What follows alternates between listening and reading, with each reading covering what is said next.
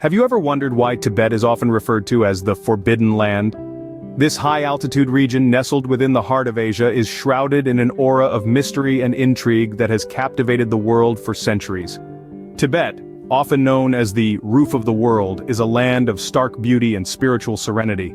It's a place where the azure sky meets towering snow-capped mountains and where ancient monasteries perch precariously on hillsides. It's a place where the air is thin, the landscape is harsh, yet the human spirit is resilient and vibrant. Located on the lofty Tibetan plateau, this region is home to Mount Everest, the world's highest peak, and the source of many of Asia's major rivers. Its geographical isolation, coupled with its challenging terrain, has limited accessibility, adding to its mystique and allure. But it's not just the geographical uniqueness that sets Tibet apart. This land, with its deep-rooted Buddhist traditions, carries a unique cultural significance. The fluttering prayer flags, the spinning prayer wheels, and the resonating chants of monks all add to the spiritual aura that permeates the air of Tibet. This is a place where spirituality is not just practiced, but lived and breathed every day. The history of Tibet is a rich tapestry of power struggles, invasions, and resilience. From the ancient Tibetan Empire to the modern struggle for autonomy, Tibet's history is as complex and varied as its landscapes. Tibet has long been a land of intrigue for explorers, scholars, and tourists alike. Its isolation, both geographical and political, has only deepened the enigma that surrounds it. It's a land that has managed to preserve its unique culture and way of life, despite the relentless march of time and the pressures of modernity. But to understand the enigma that is Tibet, we must delve into its rich history. Stay tuned as we unravel the mysteries of this forbidden land, and journey through the annals of its fascinating past in the upcoming scenes. Before it became the Forbidden Land, Tibet had a vibrant and flourishing civilization.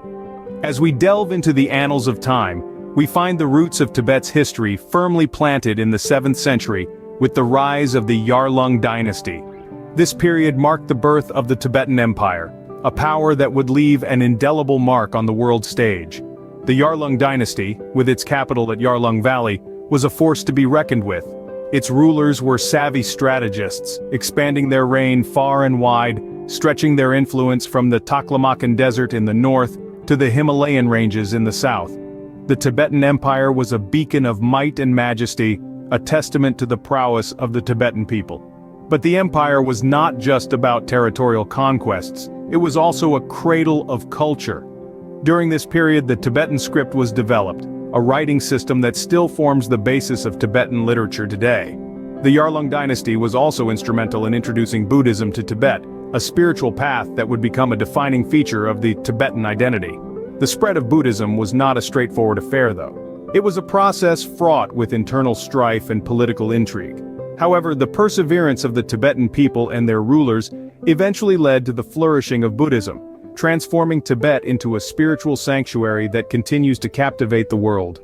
The Tibetan Empire's zenith was reached under the rule of Songtsen Gampo in the 7th century. He was a visionary leader who not only expanded the empire's borders but also laid the groundwork for the integration of Buddhism into Tibetan society. As the centuries rolled on, the Tibetan Empire began to lose its sheen. By the time the 13th century dawned, a new power was rising in the east, the Mongols. The Mongol conquest of Tibet in the 13th century marked a significant shift in the region's history. The once mighty Tibetan Empire found itself under foreign rule, its fate forever changed. With the Mongol conquest, Tibet's fate took a new turn. The 13th century marked the beginning of foreign influence in Tibet. As the Mongol Empire expanded, Tibet found itself under the rule of the mighty Kublai Khan. However, the Mongol rule was not as straightforward as one might think. It was during this period that the unique patron-priest relationship between the Mongol Khans and Tibetan lamas developed. The Mongols, intrigued by Tibetan Buddhism, gave the lamas political authority while the lamas provided spiritual guidance to the Khans. This symbiotic relationship shaped the political and religious landscape of Tibet for centuries to come. As the tide of time swept forward, the 17th century saw the rise of the Qing dynasty in China, which brought Tibet under its sphere of influence. The Qing rulers adopted a hands-off approach, allowing the Dalai Lamas to govern Tibet while retaining ultimate authority. Under Chinese rule, Tibet experienced significant cultural changes. Buddhism continued to flourish, and the Tibetan language was maintained. However, the Chinese influence was evident in the administration and in the subtle infusion of Chinese culture within Tibetan society. Yet, the spirit of Tibet remained indomitable. Throughout these centuries of foreign rule, Tibetans fiercely clung to their unique identity. They preserved their customs, language, and most importantly, their faith, in the face of fluctuating political dynamics. Even under the Mongol Khans and the Chinese emperors, Tibet managed to maintain a distinct cultural identity.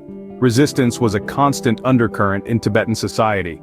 From the 18th century onwards, various uprisings and rebellions against foreign rule punctuated Tibetan history. These movements, though often suppressed, were testament to the unyielding spirit of the Tibetan people. They refused to be subjugated and continued to fight for their rights and freedom. This sense of resistance and the preservation of identity is what sets Tibet apart. It's a testament to the resilience of a people who, despite the odds, have managed to keep their culture alive. Despite centuries of foreign rule, Tibetans never gave up their struggle for independence. In the 20th century, Tibet's struggle for independence reached a boiling point. As the world was reshaping itself after the Second World War, Tibet found itself in the crosshairs of a newly formed republic, China. In the year 1950, China, under the leadership of Mao Zedong and his People's Liberation Army, invaded Tibet. This was an attempt to reassert control over the region, which China considered part of its territory since the Mongol conquests of the 13th century. However, the Tibetan people, led by their spiritual leader, the Dalai Lama, resisted this invasion. They held on to their distinct cultural identity, their unique practices, and their unyielding wish for independence.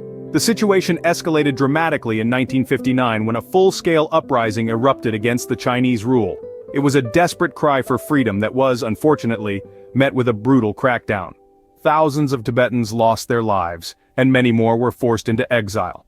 Among the exiles was the Dalai Lama, who fled to India, where he established a government in exile. From his new home in Dharamsala, the Dalai Lama continued to be a beacon of hope for his people, advocating for the rights and freedoms of Tibetans. The Chinese invasion of Tibet and the subsequent uprising caught the attention of the world. There were international outcries and calls for intervention. Yet the Cold War politics and the fear of antagonizing a rising China resulted in a tepid response from the global community. Tibet's struggle for independence was largely left to be fought alone. However, the Tibetan people refused to be silenced. They kept their culture alive, their language thriving, and their traditions unbroken. They continued to voice their struggle on every possible platform, reminding the world of their plight. Despite the challenges, Tibet's unique culture and identity remain resilient. Today their struggle is not just about reclaiming their homeland, but also about preserving their way of life, their spiritual beliefs, and their very identity against the onslaught of forced assimilation. The story of modern Tibet is a testament to the enduring spirit of a people who refuse to be forgotten. Today, Tibet continues to be a land of mystique, struggle, and unwavering resilience. As we move into the present day, the current situation in Tibet is a complex tapestry woven with threads of both strife and resilience. Human rights issues persist, with reports of political repression, religious discrimination, and cultural assimilation. Yet it's important to note that despite these challenges, the spirit of the Tibetan people remains unbroken. Indeed, the environmental concerns in the region are significant. Tibet, often referred to as the Third Pole, houses immense glaciers and vast reserves of fresh water. However, these precious resources are under threat due to climate change and rapid industrialization. Efforts to combat these issues are ongoing, yet the battle is uphill. But amidst these struggles, it's the preservation of Tibetan culture and identity that truly stands out. From monastic debates echoing in the courtyards of ancient monasteries to the vibrant displays of traditional dance and music during festivals, the rich tapestry of Tibetan culture continues to flourish. Moreover, the Tibetan language, with its beautiful script and profound literature, is diligently taught and preserved, acting as a beacon of cultural identity. The resilience of the Tibetan people is truly remarkable. It's seen in the face of the nomad herding his yak under the vast Tibetan sky. It's heard in the voice of the monk chanting ancient scriptures in a remote monastery. It's felt in the quiet determination of the activist advocating for Tibetan rights and freedoms. Tibet, the Forbidden Land, remains a testament to the human spirit's resilience in the face of adversity. It's a region steeped in history, shrouded in mystery, and brimming with a culture that refuses to be silenced. It's a story of survival, of maintaining identity under pressure, and of a quiet, unwavering resilience that continues to echo through the mountains of this majestic land.